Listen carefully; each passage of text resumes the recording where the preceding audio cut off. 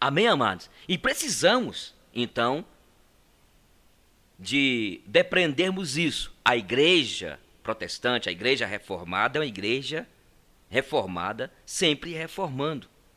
Ela não é estática, porque nós vivemos num mundo de pecado, vivemos numa sociedade corrompida, este mundo jaz do maligno, nós temos aí os três inimigos, a carne, o mundo e o diabo, e de vez em quando somos atacados por heresias, tal como aconteceu lá nos dias de Paulo, de Pedro, como aconteceu na época da patrística, quando Deus levantou aqueles pais da igreja como Ambrósio, Tertuliano, Irineu, quando Deus levantou Santo Agostinho, estes homens que foram usados por Deus e fizeram diferença dentro do contexto que eles viveram, e naquele contexto que eles viveram, eles tiveram uma demanda dentro daquela realidade cultural histórica.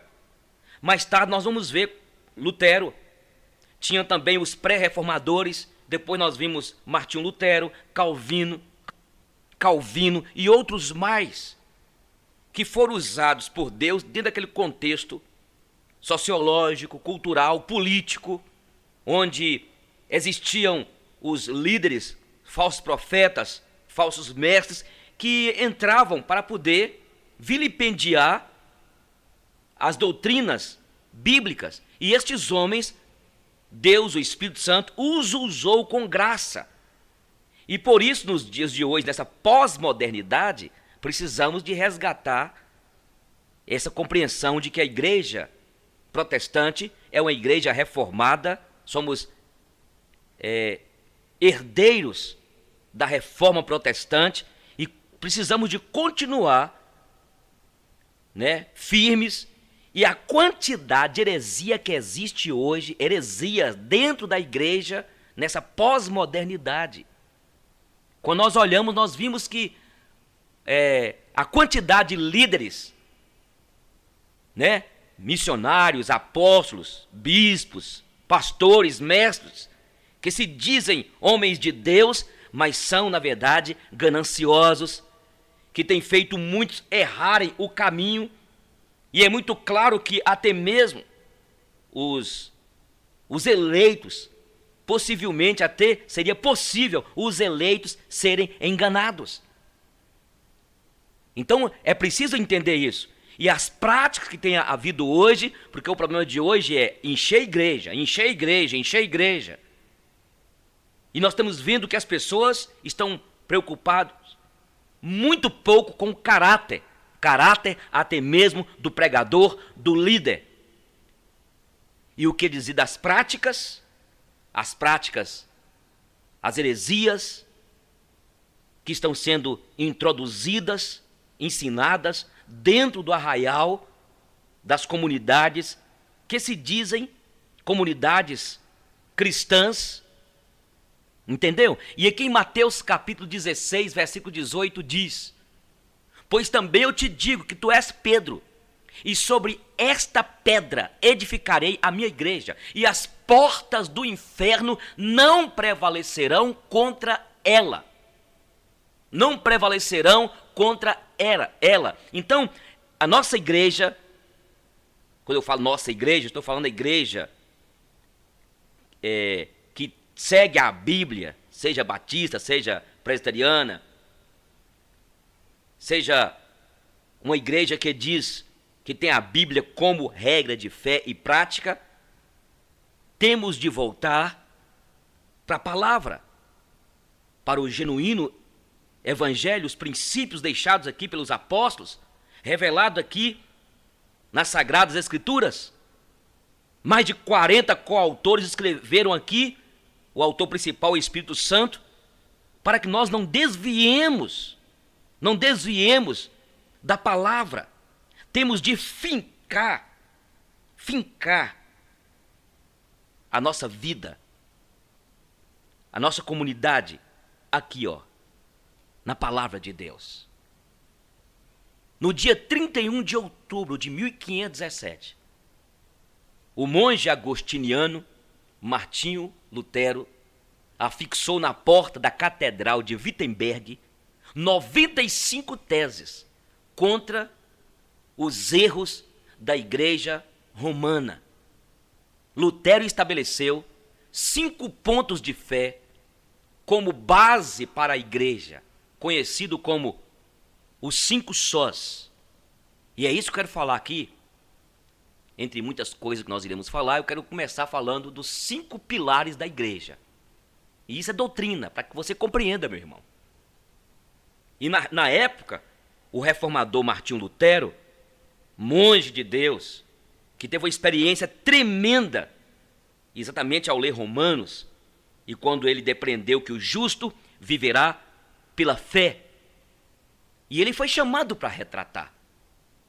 E quando foi pedido pelo papado, pelo clero para que retratasse, ele disse: a menos que eu seja convencido pelo testemunho das Escrituras, ou pelo menos mais claro raciocínio, a menos que eu seja persuadido por meio das passagens que citei, a menos que assim submetam minha consciência pela palavra de Deus, não posso retratar-me e não me retratarei, pois é perigoso a um cristão falar contra a consciência.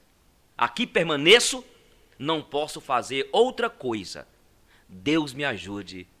Amém. Isso foi o que ele falou, o grande reformador Martinho Lutero, depois que ele não queria romper contra o romanismo. E quais são, então, as bases de uma igreja verdadeira, baseada na reforma protestante e nos 5 fundamentos? E ele disse: somente a Bíblia. Esta foi a declaração naquela época dos reformadores. E essa deve ser a nossa declaração, somente a Bíblia. E aqui em 2 Timóteo capítulo 3, versículo 16 e 17 diz: toda a escritura é inspirada por Deus e útil para o ensino, para a repreensão, para a correção e para a instrução na justiça, para que o homem de Deus seja apto e plenamente preparado para toda boa obra.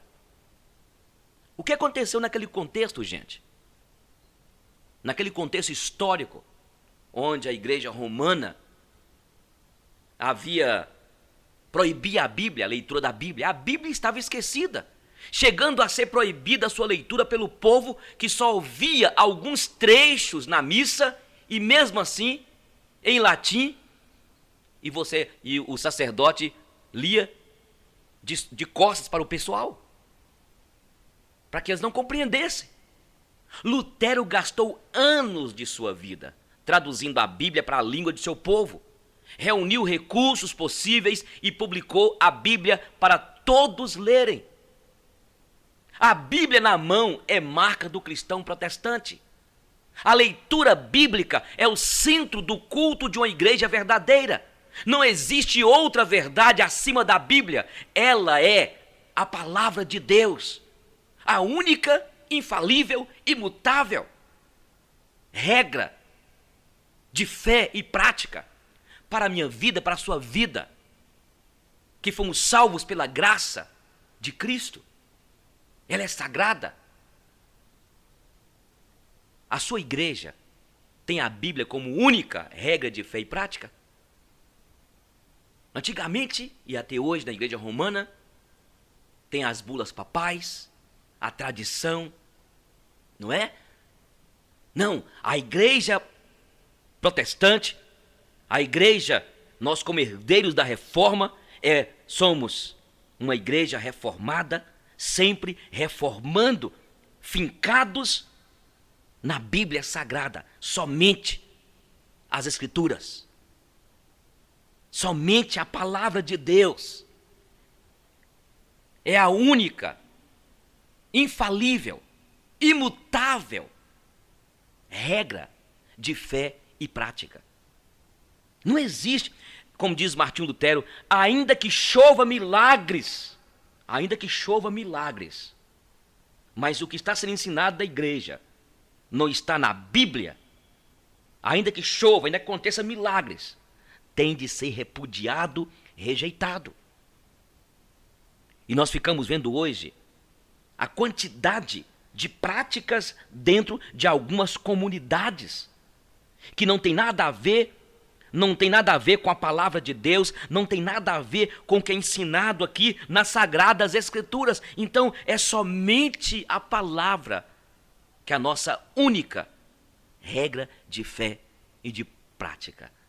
Homens santos, pecadores limitados, como Pedro, Paulo, Lucas, como Tiago, Judas, irmão de Cristo, no passado Amós, Oséias, Isaías, Jeremias, Ezequiel, homens pecadores, mas que Deus os separou para poder escrever dentro de uma realidade dinâmica, plenária. Entendeu? Então é só a palavra de Deus, e este é o primeiro, só a Bíblia, somente a Bíblia. Segundo, somente Cristo. E aqui em 1 Timóteo capítulo 2, versículo 5 diz: pois há um só Deus e um só mediador entre Deus e os homens. E este homem aqui, o homem Cristo Jesus. No tempo de Martinho Lutero havia muitos santos e imagens na igreja. E o povo acreditava que para cada coisa devia pedir a um santo especial. E até hoje, de tantos personagens que havia na igreja, de tantos, que a pessoa de Jesus Cristo ficava de lado e quase nada se sabia a seu respeito. É somente Jesus. A glória é para Ele. A honra é para Ele.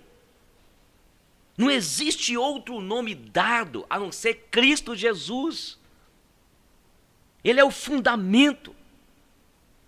Ele é o cabeça da igreja. Somente Jesus.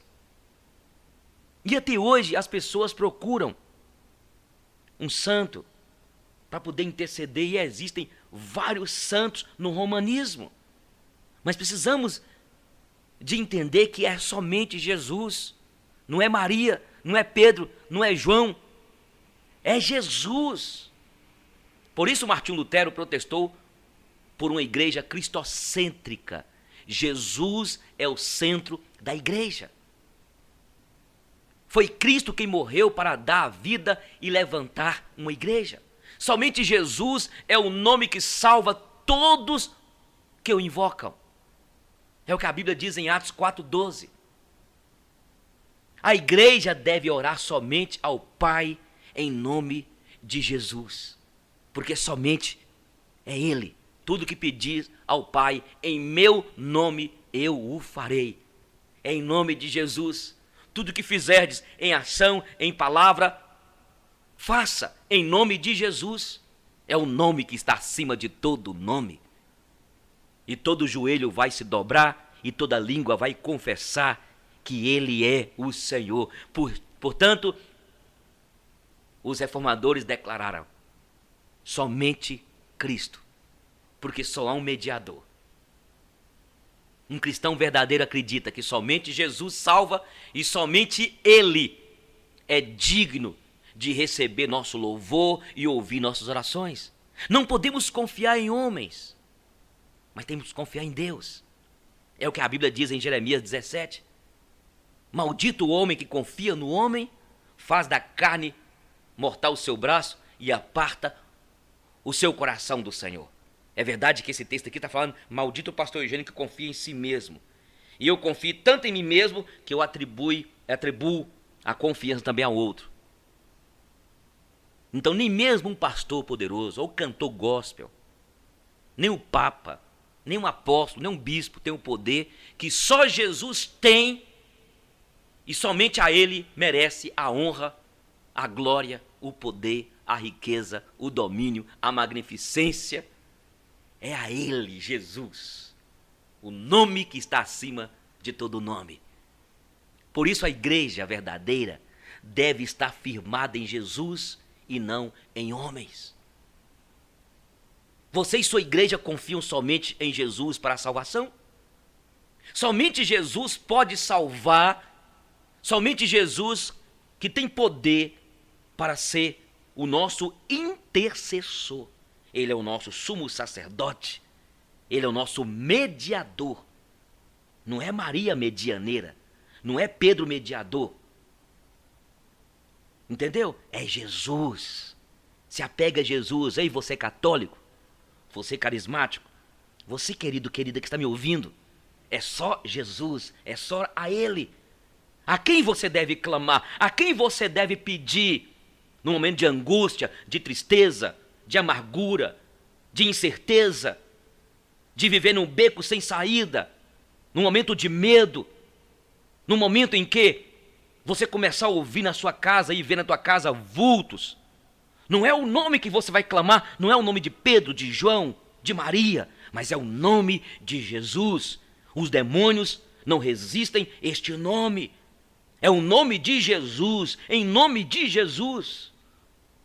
É um nome poderoso. Este nome tem poder. É um nome que nós temos de clamar. Clame pelo nome de Jesus.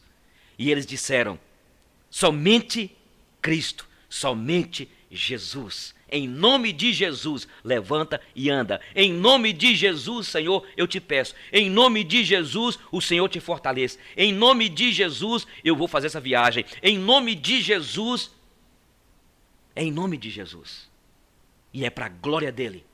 E é para a honra dele. É ele que tem todo o poder. É ele que tem o domínio de tudo.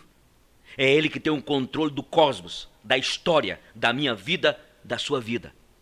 Foi ele que, quando nós lemos em Apocalipse capítulo 5, quando João chorava, porque ninguém fora achado digno de abrir o livro, nem desatar os seus selos.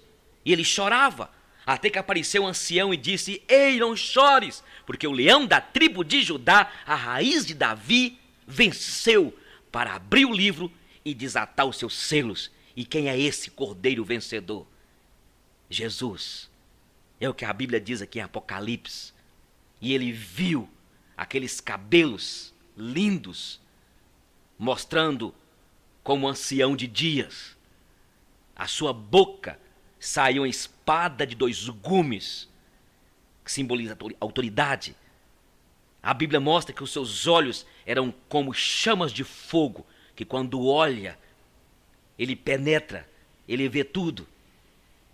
E diz que ao seu lado, na sua coxa, estava escrito, Rei dos Reis, Senhor dos Senhores. É esse Jesus.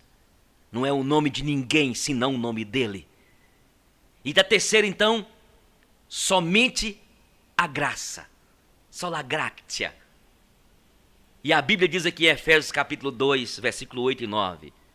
Pois vocês são salvos pela graça.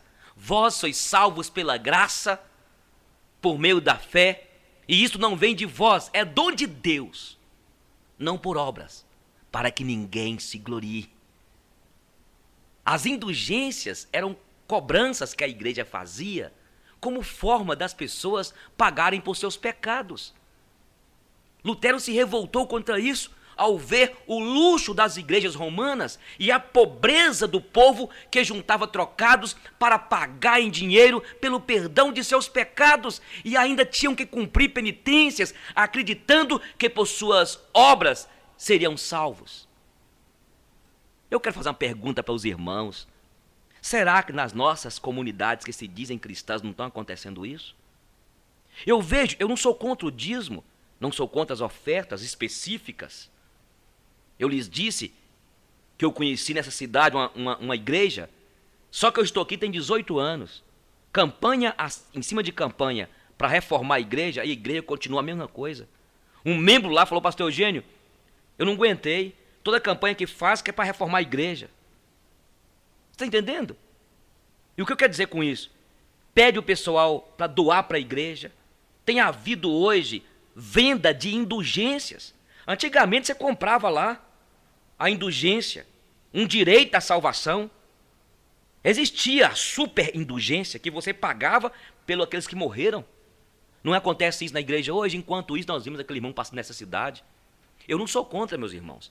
a igreja fazer uma campanha, vamos comprar um lote, vamos assim comprar um instrumento bom para a igreja. O problema, e precisa haver muita transparência, igual aconteceu com Moisés no passado, que pediu as ofertas, chegou um momento que Moisés falou assim, não, pode parar de trazer oferta. Tem alguns líderes e tem algumas igrejas que já se fez uma estimativa de 15 mil reais ou 50 mil reais, e aí já fechou, já ao invés de falar com o povo, pessoal, já acabou, já pode parar de trazer, nós já pegamos o bastante.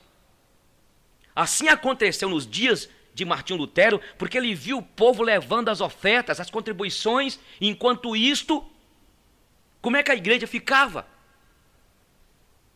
Aquele glamour, não era? O luxo das igrejas romanas e a pobreza do povo.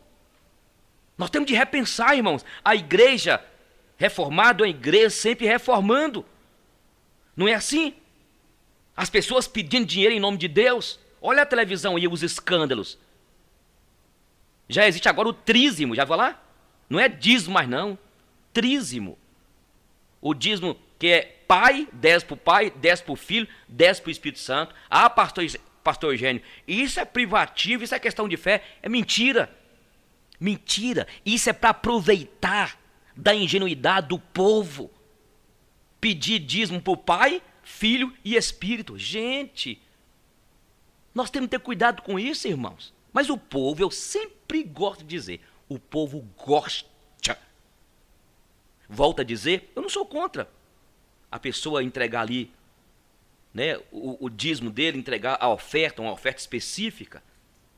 Mas de repente na igreja está aquele irmão desempregado, na igreja lá está aquele irmão passando necessidade, na igreja lá está aquele irmão na tribulação, e a gente arrecadando grandes valores para construir, não é, catedrais, e sendo que, na verdade, não existe templo mais, o templo é a minha vida, a sua vida. Nós temos que despertar quanto a isso, irmãos. Lutero viu isso, a pobreza do povo que juntava trocados para pagar em dinheiro pelo perdão de seus pecados e ainda não tinham que cumprir penitências, acreditando que por suas obras seriam salvos. Não é isso que está acontecendo também dentro das igrejas que se dizem evangélicas? Não é isso? Uma indulgência diferente. Você vai entregar tudo para a igreja, porque eu estou determinando que Deus vai abençoar a tua vida, Deus vai te prosperar, você não vai ser mais cauda, você vai ser cabeça. O evangelho não é esse, gente. O evangelho não é este. Nós estamos debaixo da graça, somente pela graça. O que eu ouvi esses dias? Eu vou falar com vocês aqui. Eu vi um pastor pregando, olha, você que não entrega seu dízimo, você está em pecado, você é ladrão, e os ladrões não vão herdar o reino dos céus, você não vai para os céus. Quer dizer, que Deus pequeno este que tem sido pregado. O dízimo é um compromisso seu, voluntário. Agora quer dizer que você vai perder a salvação porque você não entregou o dízimo. Você está entendendo o que eu estou falando? Mas o que, irmãos? O problema é esse.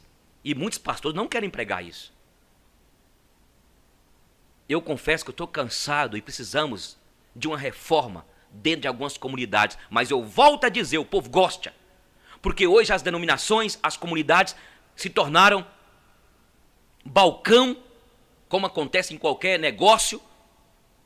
Hoje já existe obreiro já, onde você dá oferta, ele vai no monte orar para você. Onde você entrega a oferta e ele vai fazer aquela obra para você. E você fica sentado na sua casa no pecado. É assim que eles propõem. Somente pela graça, irmãos. Isso foi o que defendeu os reformadores.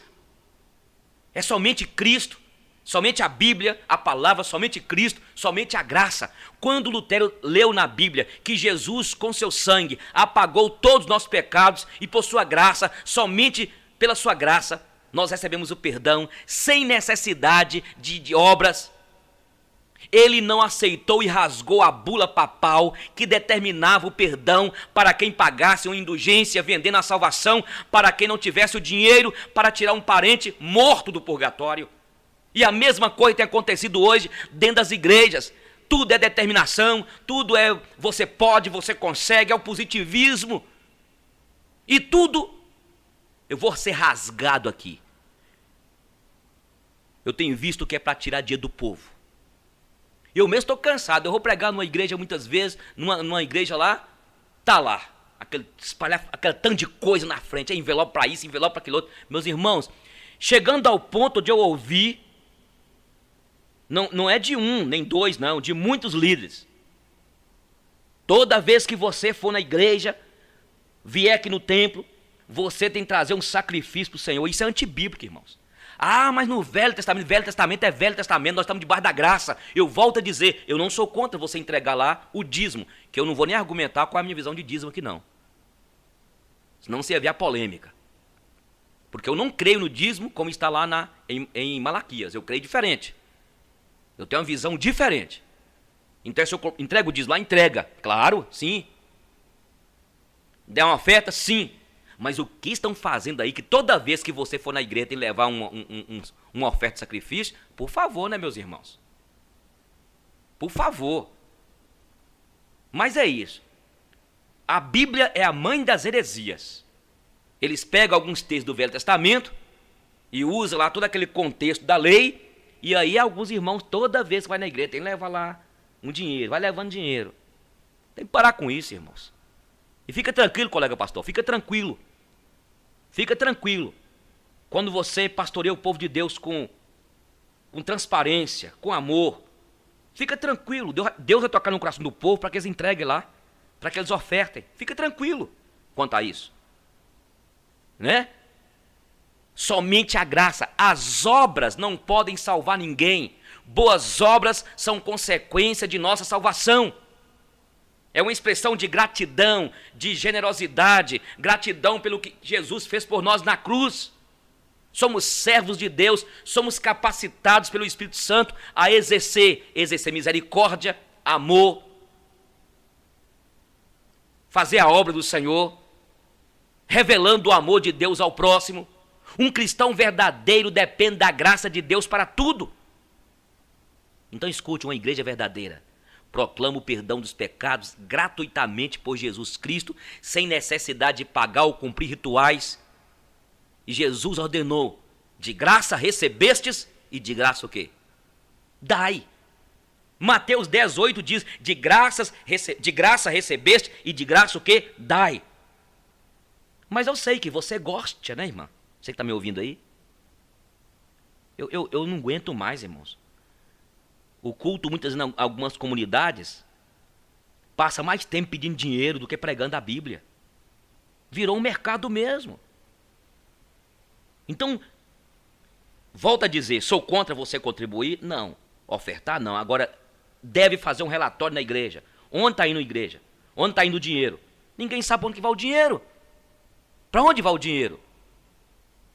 Onde está indo o dinheiro da campanha?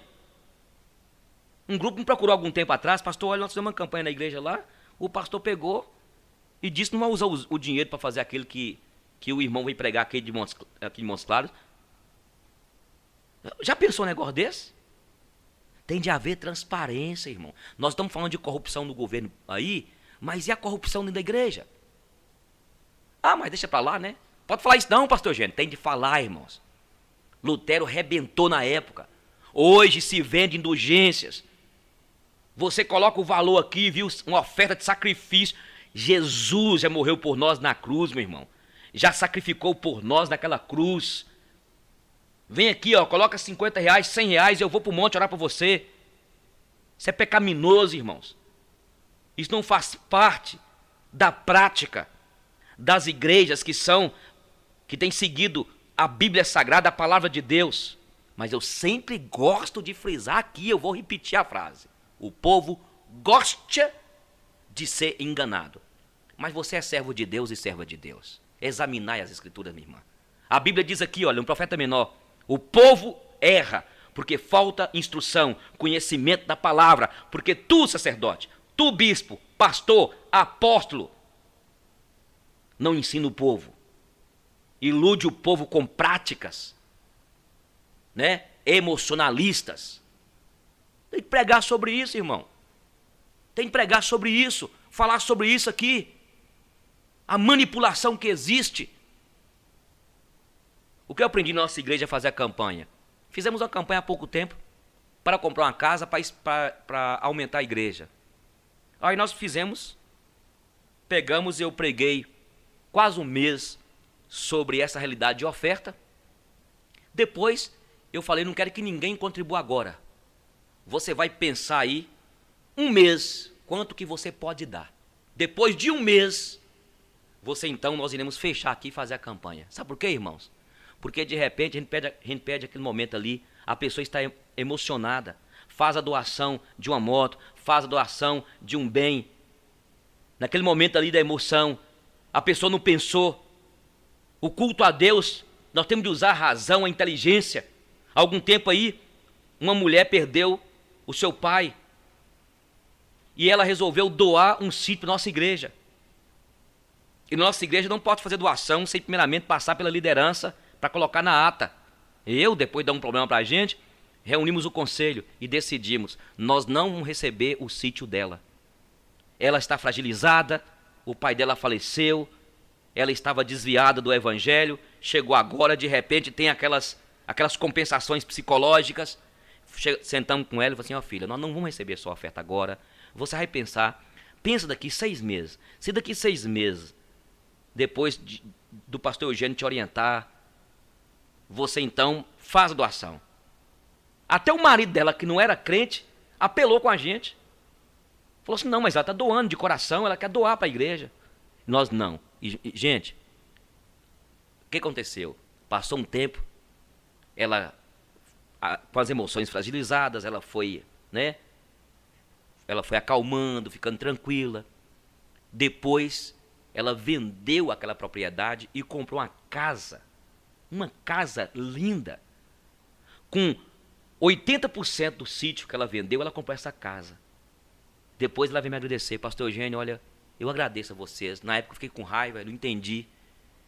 Mas eu agradeço pela transparência.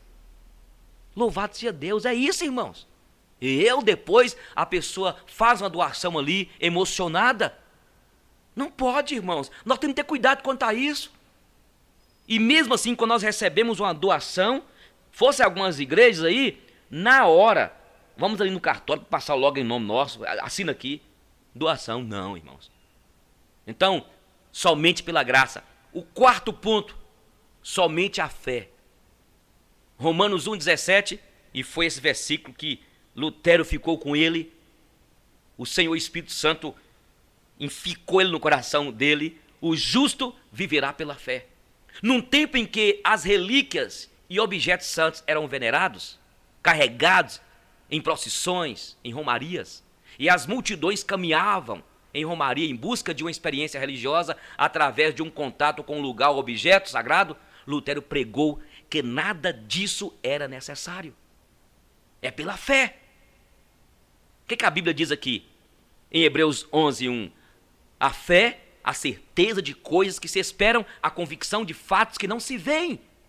Sem fé é impossível agradar a Deus. E baseado nisso, o reformador, o monge Martinho Lutero, determinou que não deveria reverenciar objetos visíveis, nem fazer uma grande caminhada para agradar a Deus. A fé é invisível. Somente pela fé podemos receber a resposta às nossas orações. A Bíblia diz que nós não andamos por fé, nós não andamos por vista, nós não andamos por vista pelo que vemos, nós andamos por fé. O que está acontecendo em algumas comunidades? Tem comunidade aí, gente, que coloca uma arca lá na frente, o povo falta beijar a arca, usa o lenço. Gente, mas Paulo levava os objetos pessoais de Paulo. Escute, meu irmão. As experiências são descritivas e não normativas. Você não pode pegar as experiências de Atos ou de qualquer outro livro cheio do Velho Testamento e fazer uma doutrina. Ali foi a experiência descritiva ali. Mas os objetos de Paulo eram apanhados e as pessoas eram curadas. Até a sombra de Pedro. Tudo bem, pode ser que a sua sombra aí pode curar alguém. O que eu estou falando é, de repente, você cria uma regra na igreja para pedir os objetos, e aí você vê o óleo ungido, você vê aí a água benta, a rosa. está apelando, meu irmão? Está apelando não é porque você gosta. Ninguém quer pensar, porque é mais fácil, é mais prático. Meus irmãos, eu vou falar uma coisa aqui. A qualquer dia você vai ver as pessoas anunciando, as pessoas indo ao Procon para reivindicar seus direitos, porque o pastor, porque o apóstolo, porque o bispo fez promessa de que a pessoa era curada, fez promessa que se ia dar isso, receberia aquilo outro. Porque se foi gravado, aí tem prova. Qualquer dia as pessoas vão estar acionando o Procon. E isso vai virar uma bagunça. Qualquer dia não, já tem sido em alguns lugares do Brasil. Aqui em Montes Claros, a gente pesquisa, não tem muito caso desse não. Entendeu?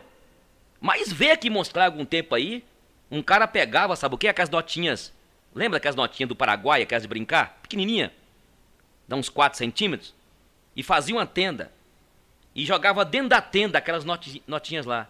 A pessoa tinha que passar por aquela tenda para ser abençoada e pegava a notinha. O valor que ele pegasse, ele tinha que dar de oferta para a igreja. Isso é safadeza, gente. Isso é imoralidade. E sabe o que é isso? Isso é ilusão. Isso é a pessoa fazer comércio da fé, do nome de Jesus. Mas eu quero sempre dizer aqui, o povo o quê? Gosta. Então um cristão de verdade vive pela fé, não pelo que é palpável e visível, sabe? E visível aos olhos humanos. A igreja verdadeira ensina a exercer a fé sem necessidade de amuletos, de obras, de aguinha, de olhinho, de manto. Você vai tocar no manto, viu? Nós fomos lá no monte, lá em Israel, e consagramos o manto lá no túmulo lá de Jesus, lá onde Elias orou. Isso é comercializar a fé, irmãos. Então, por isso, irmãos, que o remanescente vai ficar. As igrejas nossas estão cheias, entupefadas de pessoas. Mas aqueles que têm, na verdade, compromisso com Deus da bênção são poucos. As pessoas querem a bênção de Deus. É a benção, não é? A benção de Deus. Mas ninguém quer compromisso com Deus da bênção. Ninguém quer abandonar o pecado. Ou melhor, ninguém não. Poucos querem abandonar o pecado. E a Bíblia diz que aquele que vier após mim, a si mesmo se negue. Toma a sua cruz e siga-me. Quer só bênção de Deus. Quer resolver os seus problemas. Quer resolver, naquele momento ali, a sua necessidade. Mas não quer seguir o Senhor Jesus. E tem momentos que você vai perder, meu irmão. Vai perder bens. Vai perder honra. Vai perder. E a Bíblia diz o Senhor Jesus que aquele que quer ganhar a sua vida, perdê-la. E aquele que perder a sua vida por amor de mim, do Evangelho, ganhá-la. O que está ensinando aí esse evangelho mentiroso da prosperidade, esse evangelho aí de indulgências, de relíquias, sabe? O que dizer de algumas comunidades que agora estão escurecendo o altar, já viu? Colocar as luzinhas escuras. Eu não sou contra as luzinhas escuras. Não sou contra ter naquele momento ali, naquela festa ali, aquela fumacinha, aquela máquina, aquele jogo de luz. O que eu estou falando aqui, não sou contra. O problema é quando pegam esse jogo de luz para tornar aquele ambiente, sabe, suntuoso, para ficar mais fácil manipular as pessoas. Isso é pecaminoso, é uma prática pecaminosa. Somente pela fé. E último, somente a Deus toda glória. A Bíblia diz em Isaías 42:8: Eu sou o Senhor, este é o meu nome, não darei a outro a minha glória, nem as imagens, o meu louvor, a minha honra. Muitos idólatras dizem que não estão adorando as imagens e que estas são apenas para lembrar a história de pessoas e suas obras. Isso é engano, mentira. Como então conversam, cantam e fazem pedidos para a imagem? Esta é uma forma de adoração. Lutero não aceitou as centenas de imagens na igreja e os cultos prestados a pessoas que já haviam morrido. A palavra de Deus declara que somente a Deus pertence a glória, honra e louvor. Jesus é o único digno de receber toda a adoração, gente. Jesus disse que um cristão verdadeiro presta toda glória somente a Deus e não recebe louvor pelos seus feitos. Uma igreja verdadeira, uma comunidade verdadeira, não louva a homens, mas somente a Deus. E nós vimos aí o meio gospel, precisa urgentemente se livrar do estrelismo, que tem enriquecido cantores e iludido o povo de Deus com a dependência de um personagem famoso ou canções novas para adorar a Deus. Você viu o que aconteceu com o Taleco? Hein? Eu pergunto, você tem adorado a Deus, o Senhor? É só a Ele, irmãos. Eu falei, eu vou repetir aqui. Tem pessoas que já se tornaram, tem pastores, tem crentes, escuta aqui, meu irmão, tem crentes que não adoram Maria, não adoram São Pedro, São João, os santos aí do romanismo, mas adora a placa da igreja. Eu sou presbiteriano, é o presbiterianólatra. Eu sou batistólatra. Não é assim? É a mesma coisa, bênção. A gente condena os ídolos lá do catolicismo, mas a gente tem aqui a idolatria da gente, da placa da igreja. Tem pessoas que amam mais a placa da igreja, a denominação, do que Cristo. São os idólatras dentro da igreja. São os idólatras dentro da igreja que diz evangélica. Você tem que sair dessa lama, meu irmão. Isso é lama.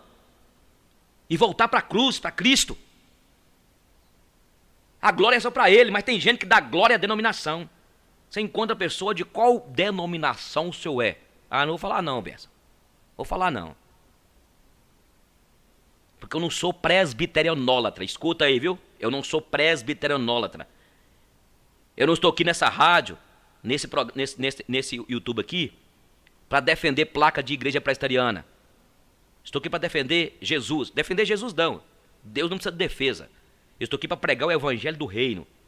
Agora, eu congrego, sou pastor da igreja presbiteriana. Mas não vem para cá achar que eu sou... Porque, minha gente, eu vejo alguns concílios da nossa igreja, de outras igrejas aí, porque é normal também, tem a parte política, mas o povo é idólatra, líderes idólatras. Então, como você vai reconhecer uma igreja, uma comunidade verdadeira? Olha, Gálatas capítulo 1, Gálatas 1:8. Mas ainda que nós, ou um anjo dos céus, prega o evangelho, diferente daquele que lhes pregamos, que seja amaldiçoado, anátema. A igreja ficou muito tempo distanciada da verdade e custou muito para ser restaurada. Hoje existem muitos tipos de igrejas e religiões ao ponto de confundir a cabeça das pessoas e precisamos de discernimento para entender o que é certo e o que é errado. Por isso o apóstolo Paulo deixou bem claro que nem mesmo uma manifestação sobrenatural, como o aparecimento de um anjo, com outro tipo de pregação diferente do evangelho, não deve ser aceita como verdade. Ó, pastor, o senhor já leu aquele livro lá, A Divina Revelação do Inferno, do Céu, do Inferno? Irmão, eu posso até ler. Eu comecei a ler e vi... Eu prefiro ficar com a Bíblia. Ô, pastor Eugênio, olha, diz que teve um pastor aí que veio ter uma revelação, e teve um pastor aí no Brasil que teve uma revelação que... Sai fora, meu irmão. Não estou dizendo que Deus não pode revelar. Eu estou dizendo que qualquer tipo de revelação tem que passar pelo crivo da Bíblia. E pode chegar na minha casa um anjo e vir falar alguma coisa, eu vou conferir aqui, viu? Quem é você? Qual você não tem nome não, né? Não, eu vou conferir aqui. Mas o povo gosta, né, dos movimentos. Não é?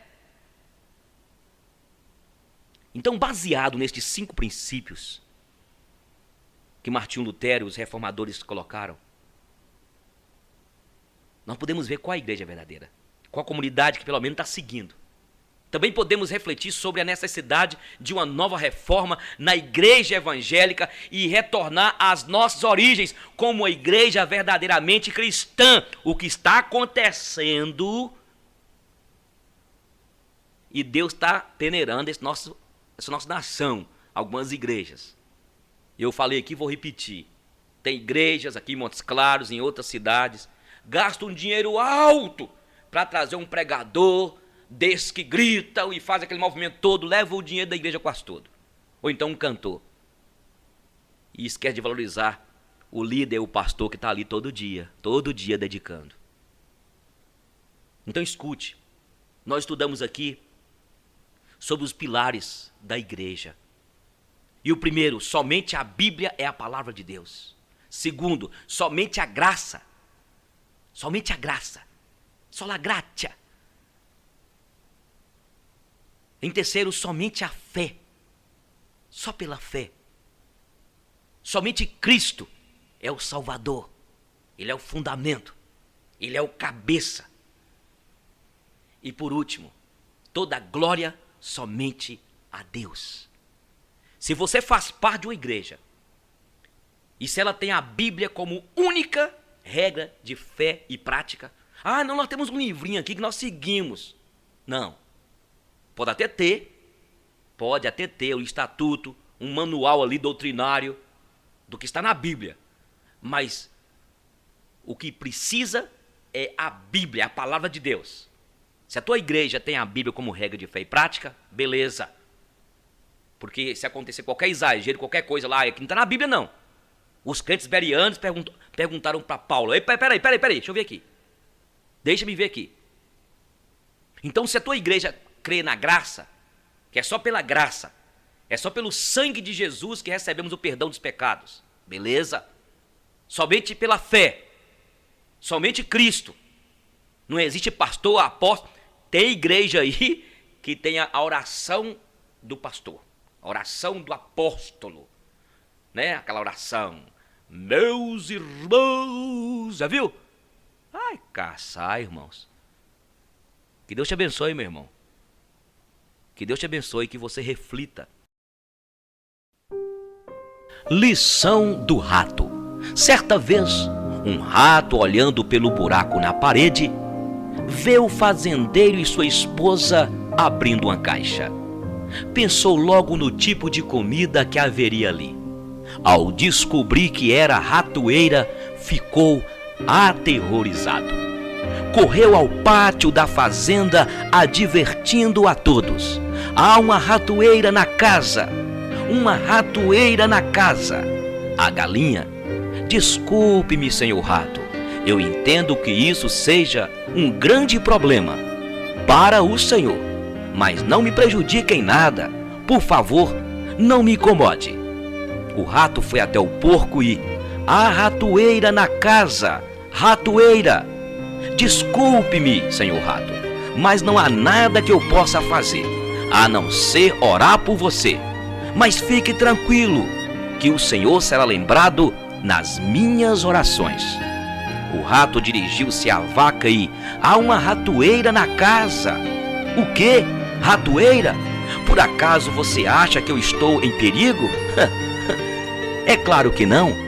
Então o rato voltou para casa desolado e abatido para encarar a ratoeira. Naquela noite ouviu um barulho, como da ratoeira pegando sua vítima. A esposa do fazendeiro correu para ver o que havia pego. No escuro, ela não percebeu que a ratoeira não havia pego um rato. A ratoeira havia prendido a cauda de uma cobra venenosa. É isso mesmo, a cobra picou a mulher. O fazendeiro a levou imediatamente ao hospital. A esposa do fazendeiro voltou para casa, porém com febre. Todo mundo sabe que para alimentar alguém com febre, nada melhor que uma canja de galinha. O fazendeiro pegou seu cutelo e foi providenciar o ingrediente principal.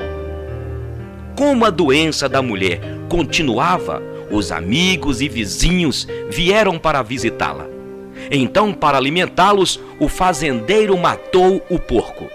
A mulher não melhorou e acabou morrendo. Muita gente veio para o funeral.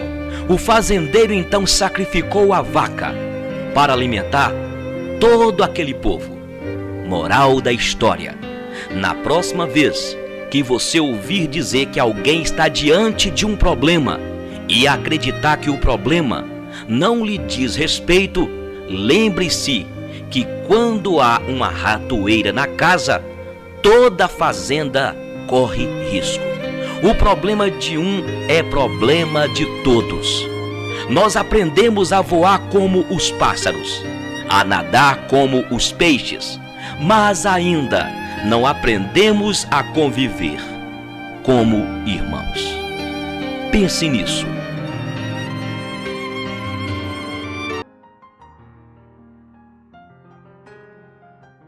Lembre do teu Criador enquanto você ainda é jovem, antes que venham os dias maus e cheguem os anos em que você dirá: não tenho mais prazer na vida.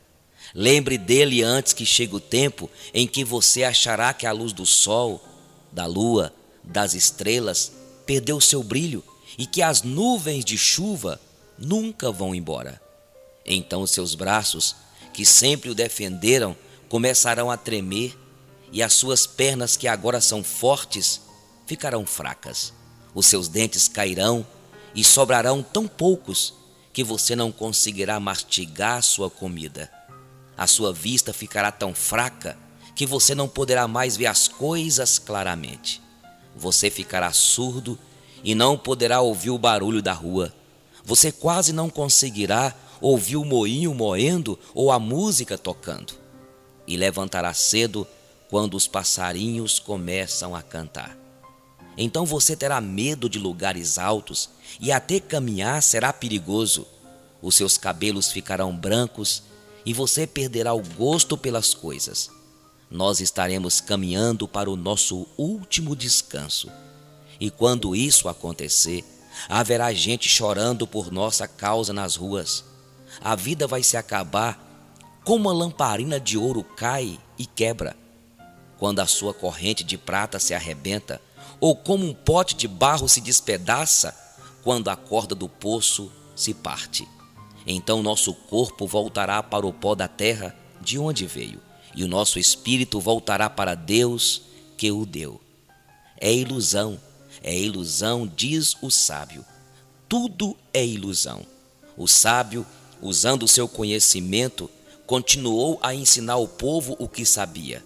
Ele estudou, examinou e pôs em ordem muitos provérbios. Procurou usar palavras agradáveis e tudo que escreveu é verdade. As palavras dos sábios são como pregos bem pregados, são como as varas pontudas que os pastores usam para guiar suas ovelhas. Essas palavras foram dadas por Deus, o único pastor de todos nós. Filho, há mais uma coisa que eu quero dizer. Os livros sempre continuarão a ser escritos. Estudar demais cansa a mente. De tudo que foi dito, a conclusão é esta: tema a Deus e obedeça aos seus mandamentos, porque foi para isso que fomos criados. Nós teremos de prestar contas a Deus de tudo que fizermos e até daquilo que fizermos em segredo. Seja o bem ou o mal, lembra-te do teu Criador, enquanto você é jovem.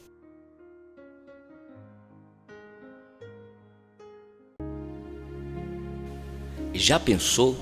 Já pensou se não houvesse o canto dos pássaros, da cigarra e o assovio do macaco sonho? Já pensou se não houvesse o voo da borboleta, do beija-flor sobre os jardins floridos? E se não houvesse os jardins floridos, os bosques, as matas, o desabrochar da rosa e o perfume das flores? E onde estaria a abelha para tirar o seu néctar? Já pensou? Já pensou se não houvesse os rios e oceanos, as cachoeiras e o barulho das águas? E o orvalho da manhã, o vicejo das plantas? Já pensou se não houvesse as estações do ano, as flores caídas no chão do outono, o frio do inverno, o calor do verão e o colorido da primavera? Já pensou? Imagina o céu sem as estrelas e aquele luar cor de prata que ilumina os céus. O que seria dos horizontes sem o nascer e o pôr do sol? E se o sol apagasse? Já pensou se não houvesse as cores e o arco-íris? o vento que sopra e ninguém sabe de onde veio e para onde vai.